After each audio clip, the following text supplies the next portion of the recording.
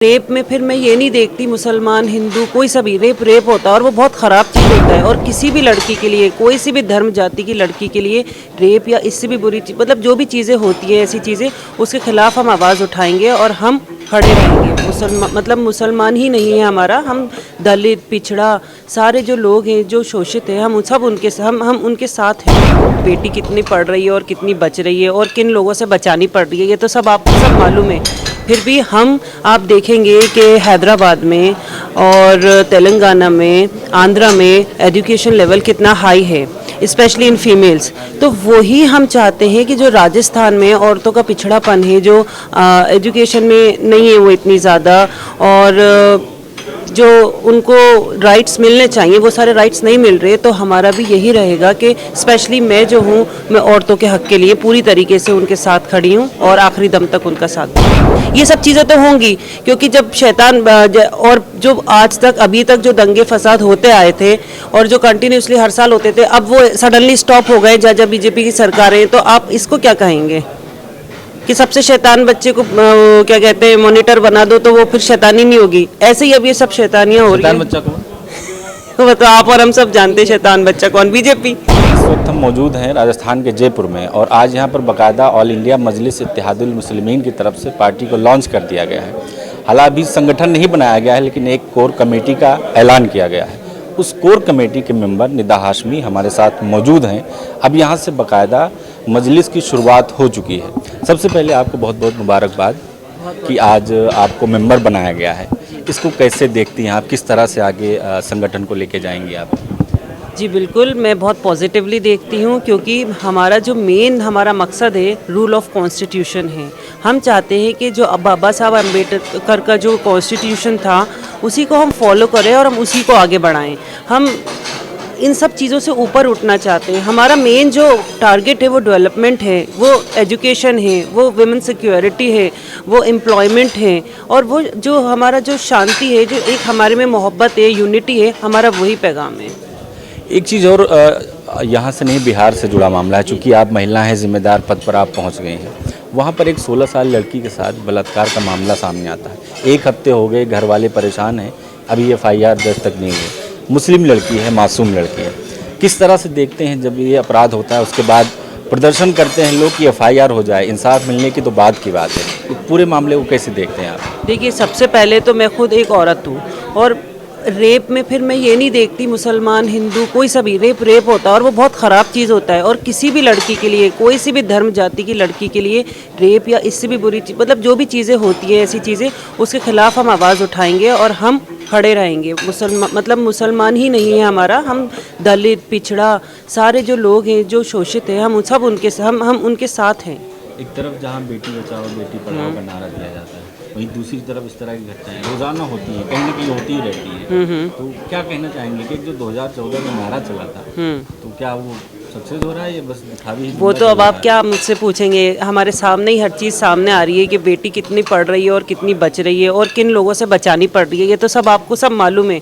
फिर भी आप देखेंगे कि हैदराबाद में और तेलंगाना में, आंध्रा में एजुकेशन लेवल कितना हाई है, स्पेशली इन फीमेल्स। तो वही हम चाहते हैं कि जो राजस्थान में औरतों का पिछड़ापन है, जो एजुकेशन में नहीं है वो इतनी ज़्यादा, और जो उनको राइट्स मिलने चाहिए वो सारे राइट्स नहीं मिल रहे। तो हमारा भी यही रहेगा कि स्पेशली मैं जो हूँ, मैं औरतों के हक़ के लिए पूरी तरीके से उनके साथ खड़ी हूँ और आखिरी दम तक उनका साथ दूँगी। एक चीज़ और पिछले 3-4 दिनों से चल रही है, चूँकि मुसलमान हैं, मुसलमानों को लेकर एक डिबेट में नेशनल चैनल पर हुजूर के शान में गुस्ताखी की जाती है, इस तरह के बयान आते हैं।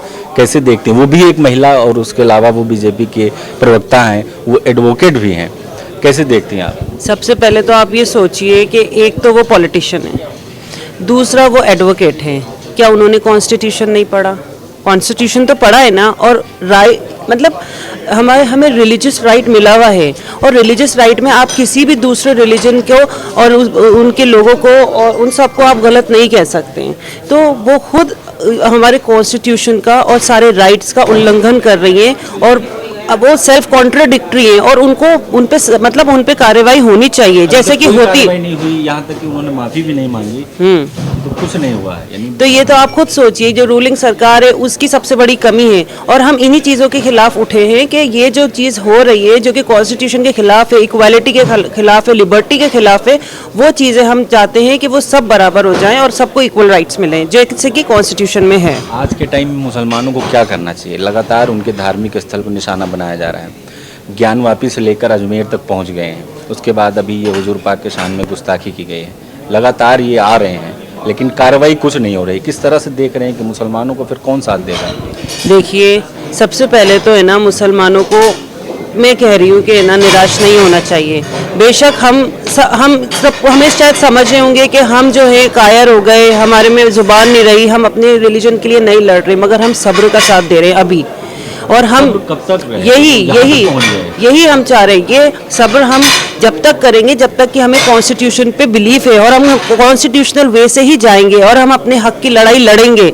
हम तो वो नहीं कर सकते जो बाकी लोग कर रहे हैं, जो सड़कों पे उतर जाए, जो दंगे करें, जो मासूमों पे पत्थर किसी पे भी मारे पीटे। जो मेन कल्प्रेट होता है वो तो घर में रहता है, वो तो आराम से रहता है, उस पर असर नहीं होता है, पब्लिक परेशान होती है। तो हम कॉन्स्टिट्यूशनल वे से इसके अपनी हक की लड़ाई करेंगे, हमें कॉन्स्टिट्यूशन पे बिलीफ है। 2019 में जब मोदी सरकार 2 आई तब उन्होंने नारा दिया था सबका साथ, सबका विकास, सबका विश्वास। उन्होंने इसको ऐड किया था। तो ये हो रहा है? आपको लग रहा है कि सबका ये विश्वास नहीं हो रहा, तभी तो अनरेस्ट है, तभी तो हम यहाँ आए हैं। अगर ये हो रहा होता तो हमारी ज़रूरत ही नहीं होती यहाँ पे आने की। आप खुद सोचिए। और इससे आपकी पार्टी को लेकर कहा जा रहा है कि बी टीम है, आप बीजेपी के लिए काम करते हैं। किस तरह से काम करेंगे आप बीजेपी के लिए फिर राजस्थान में? वो तो आप खुद देखेंगे अपनी आंखों से कि मैं बी टीम हूँ, क्या ए टीम हूँ, क्या सी टीम हूँ। मगर मैं आपको यकीन दिलाती हूँ कि मैं जो आई हूँ ना, मैं सिर्फ पब्लिक इंटरेस्ट के लिए आई हूँ और मैं आपको काम करके दिखाऊंगी। और आप जब हम प्रूफ करेंगे अपने आप को, मैं अभी कुछ भी बोल दूँ मगर वो जब हम प्रूफ करेंगे तब आपको पता चलेगा कि वाकई हमने काम किया है और हमने आप लोगों का यकीन और भरोसा सारा सब जीत के काम किया है। एक आखिरी सवाल, अभी आपने सुना होगा पंजाब में एक दिन पहले वहाँ की जो सरकार है भगवंत मान ने 423 लोगों की सुरक्षा हटा दी। ठीक उसके एक दिन बाद वहाँ के जो सिंगर हैं, लोकप्रिय सिंगर हैं सिद्धू मूसेवाला, उनकी हत्या हो जाती है। कैसे देखती हैं इस पूरे मामले को? देखिए, जैसे कि सब लोग देखते हैं मैं भी वैसे ही देखती हूँ। हालांकि क्योंकि आप गवर्नमेंट वहाँ आई है और बहुमत से जीतती है, ये अच्छी बात है। और क्योंकि मास्टर स्ट्रोक बताया था कि हम आम हाँ, मगर एक हत्या हो जाती है। हाँ, तो वो तो एक बात बताइए, वो तो कुछ भी हो सकता है। आप जिस मुल्क में रह रहे हो अभी कुछ भी हो सकता है, तो आप उसको एक प्रोपोगेंडा की तरह क्यों देख रहे हैं? एक नॉर्मल मर्डर भी तो हो सकता है जब तक कि प्रूफ नहीं होता। 30 गोलियां चली हैं उनके ऊपर, ये नॉर्मल मर्डर। देखिए, वो तो गैंग वॉर हुआ है और जब तक कि ये प्रूफ नहीं हो जाता हम कुछ भी अभी उस पर कह नहीं सकते। सुरक्षा हटा दी गई थी, तो क्या ऐसा नहीं लगता है सरकार से चूक हुई है? ठीक, एक दिन पहले सुरक्षा हटी, उसके अगले दिन उनकी हत्या हो जाती है। ऐसी तो चीज़ें प्लान्ड होती है।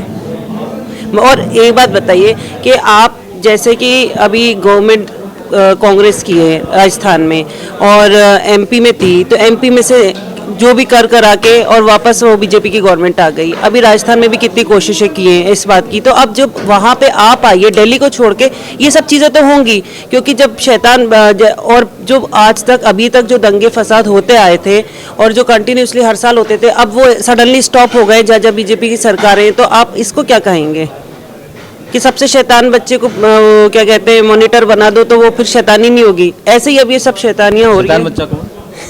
तो आप और हम सब जानते हैं शैतान बच्चा कौन, बीजेपी।